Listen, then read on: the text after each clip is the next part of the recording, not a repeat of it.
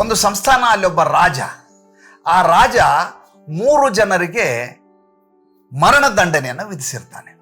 ಒಬ್ಬ ಅರ್ಚಕ, ದೇವ್ರ ಪೂಜೆ ಮಾಡೋ ವ್ಯಕ್ತಿ, ಇನ್ನೊಬ್ಬ ವಕೀಲ, ಮೂರನೇದೊಬ್ಬ ವಾಚಾಳಿ, ಬಡಾಯಿ ಕೊಚ್ಕೋತಾ ಇರ್ತಾನೆ. ಇದು ಹೇಗೆ ಗಲ್ಲು ಶಿಕ್ಷೆ ಅಂತಂದ್ರೆ, ಊರ ಮಧ್ಯದಲ್ಲಿ ಅವ್ರನ್ನ ಕರ್ಕೊಂಡು ಹೋಗೋದು, ಎದುರುಗಡೆ ಸಿಂಹಾಸನದಲ್ಲಿ ರಾಜ ಕೂತಿರ್ತಾನೆ, ಒಬ್ಬೊಬ್ಬರನ್ನಾಗಿ ಕರ್ಕೊಂಡೋಗಿ ಮಧ್ಯದಲ್ಲಿ ನಿಲ್ಲಿಸೋದು, ಒಂದು ದೊಡ್ಡದಾದಂಥ ಬಂಡೆಯನ್ನು ಹಗ್ಗಕ್ಕೆ ಕಟ್ಟಲಾಗಿರುತ್ತೆ, ಹಗ್ಗದಿಂದ ಆ ಬಂಡೆಯನ್ನು ತಲೆಯ ಮೇಲೆ ಬಿಡಲಾಗತ್ತೆ, ತಲೆ ಒಡೆದು ಆತ ಸತ್ತು ಹೋಗೋದು. ರಾಜ ಮೊದಲೇದವ್ರು ಕೇಳ್ತಾನೆ, ಏನು ಅನ್ಸುತ್ತೆ ನಿನಗೆ? ನಾನು ಇಡೀ ಜೀವನ ದೇವ್ರ ಪೂಜೆ ಮಾಡ್ಕೊಂಡಿದ್ದಂಥ ವ್ಯಕ್ತಿ, ನನಗೆ ದೇವರು ಶಿಕ್ಷೆ ಕೊಡಲಾರ, ನನಗೆ ಖಚಿತವಾಗಿ ಗೊತ್ತು. ನೋಡಿ ಬಿಡೋಣ ಇವ್ರು ದೇವ್ರು ಏನು ಮಾಡ್ತಾನೆ, ಕರ್ಕೊಂಡೋಗಿ ಆ ಬಂಡೆ ಕೆಳಗಡೆ ನಿಲ್ಲಿಸೋನ. ಹೋಗಿ ಅರ್ಚಕರನ್ನ ಬಂಡೆ ಕೆಳಗಡೆ ನಿಲ್ಲಿಸಲಾಗತ್ತೆ, ಮೇಲ್ಗಡೆ ಬಂಡೆ ಇರುತ್ತೆ, ಹಗ್ಗನ ಬಿಡು ಅಂತ ಹೇಳ್ತಾನೆ. ಆ ಹಗ್ಗವನ್ನು ಅಲ್ಲಿಂದ ಬಿಡಲಾಗತ್ತೆ. ಇನ್ನೇನು ರಪ್ ಅಂತ ಆತನ ತಲೆ ಮೇಲೆ ಹೋಗಿ ಆತನ ತಲೆ ಒಡೆದು ಸೀಳು ಹೋಗಬೇಕು, ಸರಿಯಾಗಿ ಆತನ ತಲೆಯ ಬಳಿ ಬಂದು ಬಂಡೆ ನಿಂತು ಬಿಡುತ್ತೆ. ಬದುಕಿದೆಯಾ ಬಡಜೀವ ಅಂತ ದೇವ್ರ ಹತ್ರ ಕೈ ಮುಗಿತಾನೆ ಪೂಜಾರಿ. ರಾಜ ನೀನು ಹೋಗು ಅಂತ.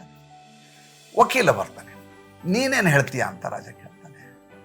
ನಾನು ಇಡೀ ಜೀವನ ಒಂದೂ ಕೂಡ ತಪ್ಪು ಕೆಲಸಗಳನ್ನು ಮಾಡಿ ನ್ಯಾಯವನ್ನು ಕೊಡಿಸಿದ್ದಿಲ್ಲ. ನಾನು ಯಾವಾಗಲೂ ಒಳ್ಳೆಯವರಿಗೆ ಮಾತ್ರ, ಯಾರು ತಪ್ಪು ಮಾಡಿಲ್ವೋ, ನ್ಯಾಯದ ಪರವಾಗಿದ್ದಾರೋ ಅವ್ರ ಪರವಾಗಿಯೇ ಪಕ್ಷಗಾರನಾಗಿದ್ದೀನಿ, ನಾನು ವಕೀಲನಾಗಿದ್ದೀನಿ. ಹೀಗಾಗಿ ನನಗೆ ಯಾವತ್ತೂ ಅನ್ಯಾಯ ಆಗ್ಲಿಕ್ಕೆ ಸಾಧ್ಯವೇ ಇಲ್ಲ. ನ್ಯಾಯ ಕೊಟ್ಟವನಿಗೆ ಅನ್ಯಾಯವನ್ನು ದೇವ್ರು ಹೆಂಗೆ ಮಾಡ್ಲಿಕ್ಕೆ ಸಾಧ್ಯ? ನೋಡೇ ಬಿಡೋಣ ನಿಮ್ಮ ದೇವರು ಏನು ಮಾಡ್ತಾನೆ, ಹೋಗಲ್ಲಿ ಹೋಗಿ ನಿಲ್ಲು.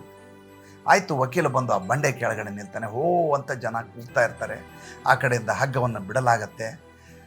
ಸರಿಯಾಗಿ ವಕೀಲನ ತಲೆ ಮೇಲೆ ಬಂಡೆ ಬಂದು ರಪ್ ಅಂತ ಬೀಳಬೇಕು, ಮತ್ತೆ ಆ ಬಂಡೆ ಸರಿಯಾಗಿ ಅಲ್ಲಿ ಬಂದು ನಿಂತು ಬಿಡತ್ತೆ ಆತನ ತಲೆಯ ಬಳಿ.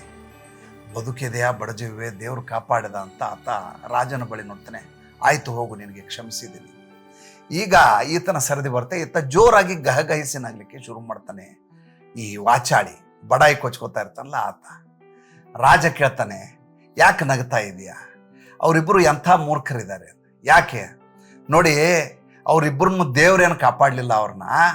ಆ ಹಗ್ಗಕ್ಕೆ ನೀವು 2 ಗಂಟು ಕಟ್ಟಿದ್ದೀರಿ. ನೀವು ಹಿಂಗೆ ಹಗ್ಗ ಬಿಟ್ಟ ತಕ್ಷಣ ಆ ಗಂಟುಗಳು ಬಂದು ಅಲ್ಲಿ ಅಡ್ಡ ನಿಲ್ತವೆ. ಅಡ್ಡ ನಿಂತಿರೋದ್ರಿಂದ ಬಂಡೆ ಕೆಳಗಡೆ ಬಂದು ಬೀಳುವುದು ಅಡ್ಡಿ ಆಗ್ತಾ ಇದೆ. ಆ ಗಂಟುಗಳಿಲ್ಲದೆ ಹೋಗಿದ್ರೆ ಬಂಡೆ ಖಂಡಿತವಾಗಿ ಅವ್ರ ತಲೆ ಮೇಲೆ ಬೀಳೋದು, ದೇವರೆಲ್ಲ ಅವ್ರನ್ನ ಕಾಪಾಡಕ್ಕೆ ಸಾಧ್ಯ ಅಂತಾನೆ. ಕರ್ಕೊಂಡು ಹೋಗ್ರಿ, ಅವ್ನು ನಿಲ್ಲಿಸ್ರಿ ಅಲ್ಲಿ ಅಂತಾನೆ. ಆತ ನಿಲ್ಲಿಸಲಾಗತ್ತೆ. ಗಂಟು ಬಿಚ್ಚಿ ಅದನ್ನ ಅಂತಾರೆ. ಗಂಟು ಬಿಚ್ತಾರೆ, ಹಗ್ಗ ಬಿಡ್ತಾರೆ, ರಪ್ ಅಂತ ಆತನ ತಲೆ ಮೇಲೆ ಬೀಳುತ್ತೆ, ತಲೆ ಒಡೆದು ಹೋಗುತ್ತೆ. ಯಾಕೆ ಈ ಕತೆ ಹೇಳಿದೆ ಅಂದರೆ, ಜೀವನದಲ್ಲಿ ನಮ್ಮ ಬಹಳಷ್ಟು ಸತ್ಯಗಳು ಗೊತ್ತಿರ್ತವೆ, ಅದನ್ನ ಹೇಳೋ ಅಗತ್ಯ ಇರೋದಿಲ್ಲ.